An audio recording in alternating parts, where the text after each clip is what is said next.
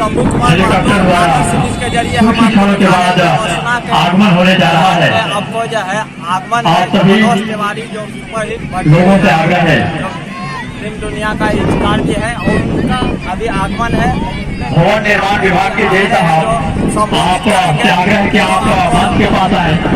भवन निर्माण विभाग के जय साहब आपसे आग्रह है कि आप मंच पर आए, संपर्क करें।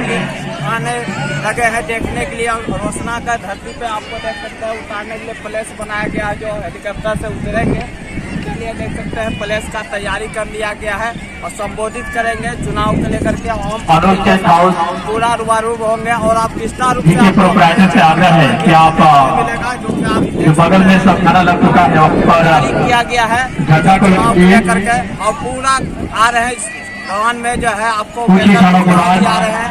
तार किशोर जो भोजपुरी के एक्टर है वो भी आ रहे हैं मनोज तिवारी जी का और विस्तार रूप से हमारे रोशना के ऐतिहासिक मैदान में आगमन होने जा रहा है। इसी प्रकार हमारे चैनल से बने रहने के लिए लाइक और शेयर बेल आइकन घंटी आवाज दबावे। धन्यवाद।